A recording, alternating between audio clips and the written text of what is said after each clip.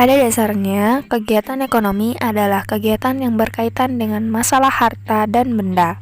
Kegiatan ekonomi bisa terjalin apabila terjadi transaksi antara satu pelaku ekonomi dengan pelaku ekonomi lainnya. Namun, dalam pelaksanaan transaksi tersebut terkadang menimbulkan sengketa di kemudian hari. Sebelum kita membahas penyelesaian sengketa dalam hukum ekonomi syariah, apa sih sengketa ekonomi syariah itu? Oke, kita mulai dari sengketa. Sengketa menurut KBII adalah suatu yang menyebabkan perbedaan pendapat, pertengkaran, perbantahan, atau perselisihan. Adapun secara istilah, sengketa adalah pertentangan antara dua pihak atau lebih yang berawal dari persepsi yang berbeda tentang suatu kepentingan atau hak milik yang dapat menimbulkan akibat hukum bagi keduanya dan dapat diberikan sanksi hukum terhadap salah satu di antara keduanya. Selanjutnya, ekonomi syariah diartikan sebagai ilmu yang mempelajari tata kehidupan masyarakat dalam memenuhi kebutuhan hidupnya untuk mencapai ridha Allah. Dengan kata lain, merupakan perbuatan atau kegiatan usaha yang dilaksanakan menurut prinsip syariah dan atau juga dapat diartikan sebagai suatu sistem ekonomi yang didasarkan pada ajaran dan nilai-nilai Islam. Maka dapat ditarik kesimpulan bahwa yang dimaksud dengan sengketa ekonomi syariah adalah suatu pertentangan antara dua pihak atau lebih pelaku ekonomi yang kegiatan usahanya dilaksanakan menurut prinsip-prinsip dan asas hukum ekonomi syariah yang disebabkan persepsi yang berbeda tentang suatu kepentingan atau hak milik yang dapat menimbulkan akibat hukum bagi keduanya atau dapat diberikan sanksi hukum terhadap salah satu di antara keduanya.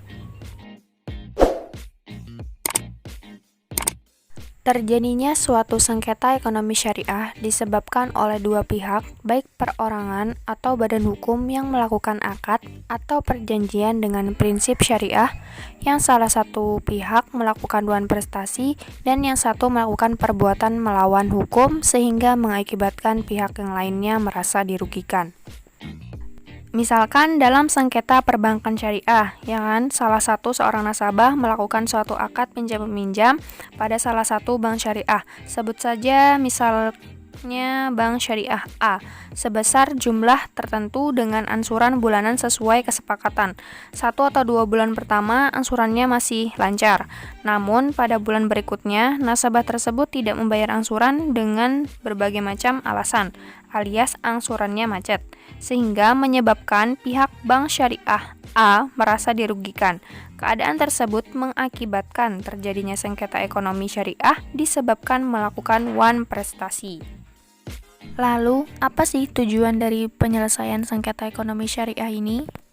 Jadi pada prinsipnya, tujuan penyelesaian sengketa ekonomi syariah adalah untuk menemukan solusi penyelesaian suatu masalah ekonomi yang terjadi antara satu pihak dengan pihak yang lain yang melakukan kegiatan ekonomi berdasarkan prinsip-prinsip dan asas-asas ekonomi syariah, sehingga tercipta suatu keputusan yang dapat memberikan keadilan hukum, kepastian hukum, dan manfaat hukum bagi kedua belah pihak yang berperkara.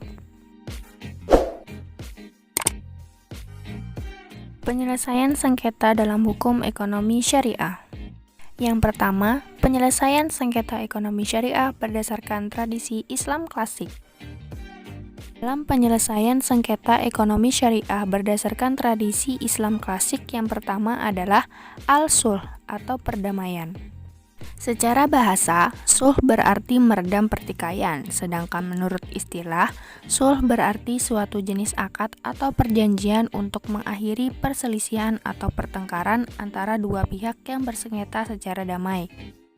Ada 3 rukun yang harus dipenuhi dalam perjanjian perdamaian yang harus dilakukan oleh orang yang melakukan perdamaian, yaitu ijab, qabul, dan lafaz dari perjanjian damai tersebut. Syarat-syarat sahnya suatu perjanjian damai dapat diklasifikasi menjadi 4, yaitu yang pertama, hal yang menyangkut subjek. Tentang subjek atau orang yang melakukan perdamaian harus orang yang cakap bertindak menurut hukum. Selain dari itu, orang yang melaksanakan perdamaian harus orang yang mempunyai kekuasaan atau mempunyai wewenang untuk melepaskan haknya atau hal-hal yang dimaksud dalam perdamaian tersebut. Syarat yang kedua adalah hal yang menyangkut objek. Tentang objek dari perdamaian harus memenuhi ketentuan. Pertama, berbentuk harta baik berwujud maupun yang tidak berwujud seperti hak milik intelektual yang dapat dinilai atau dihargai, dapat diserah terimakan dan bermanfaat. Yang kedua, dapat diketahui secara jelas sehingga tidak melahirkan kesamaran dan ketidakjelasan yang pada akhirnya dapat pula melahirkan pertikaian baru terhadap objek yang sama. Syarat ketiga dari al-sulh, yaitu persoalan yang boleh didamaikan. Para ahli hukum Islam sepakat bahwa hal-hal yang dapat dan boleh didamaikan hanya dalam bentuk pertikaian harta benda yang dapat dinilai dan sebatas hanya kepada hak-hak manusia yang dapat diganti. Dengan kata lain, persoalan perdamaian itu hanya diperbolehkan dalam bidang muamalah saja, sedangkan hal-hal yang menyangkal hak-hak Allah tidak dapat didamaikan. Dan syarat yang terakhir adalah pelaksana perdamaian. Pelaksana perjanjian damai dapat dilaksanakan dengan dua cara, yakni di luar sidang pengadilan atau melalui sidang pengadilan. Di luar sidang pengadilan, penyelesaian sengketa dapat dilaksanakan baik oleh mereka sendiri yang melakukan perdamaian tanpa melibatkan pihak lain atau meminta bantuan orang lain untuk menjadi penengah. Itulah yang kemudian disebut dengan arbitrase, atau dalam syariat Islam disebut dengan hakam. Pelaksanaan perjanjian damai melalui sidang pengadilan dilangsungkan pada saat perkara sedang diproses dalam sidang pengadilan. Di dalam ketentuan perundang-undangan ditentukan bahwa sebelum perkara diproses atau dapat juga selama diproses, bahkan sudah diputuskan oleh pengadilan tetapi belum mempunyai kekuatan hukum tetap, hakim harus menganjurkan agar para pihak yang bersengketa supaya berdamai. Dalam hal perbankan syariah disebut dengan tafawud dan taufik. Hal ini biasanya dipakai dalam mengatasi persengketaan antara intern bank, khususnya bank dan lembaga-lembaga keuangan pemerintah. Penyelesaian sengketa ekonomi syariah berdasarkan tradisi Islam klasik yang kedua adalah tahkim atau arbitrase. Dalam perspektif Islam, arbitrase dapat dipadankan dengan istilah tahkim. Secara etimologi, tahkim berarti menjadikan seseorang sebagai penjaga suatu sengketa, sedangkan secara umum, tahkim memiliki pengertian yang sama dengan arbitrase, yakni pengangkatan seseorang atau lebih sebagai wasit oleh dua orang yang berselisih atau lebih guna menyelesaikan perselisihan mereka secara damai. Yang ketiga, wilayat al-qada atau kekuasaan kehakiman. Dalam wilayat al-qada ada yang disebut al-misbah. Al-misbah adalah lembaga resmi negara yang diberikan wewenang untuk menyelesaikan masalah-masalah atau pelanggaran ringan yang menurut sifatnya tidak memerlukan proses peradilan untuk menyelesaikannya. Menurut Al-Mawardi, kewenangan lembaga hisbah ini tertuju pada 3 hal, yaitu 1. Dakwaan yang terkait dengan kecurangan dan pengurangan takaran atau timbangan. Kedua, dakwaan yang terkait dengan penipuan dalam komoditi dan harga seperti pengurangan takaran dan timbangan di pasar, menjual bahan makanan yang sudah kadaluarsa. Dan yang ketiga, dakwaan yang terkait dengan penundaan pembayaran hutang padahal pihak yang berhutang mampu membayarnya. Dari hal tersebut dapat diketahui bahwa kekuasaan al-hisbah ini hanya sebatas pada pengawasan terhadap penunaian kebaikan dan melarang orang dari kemungkaran.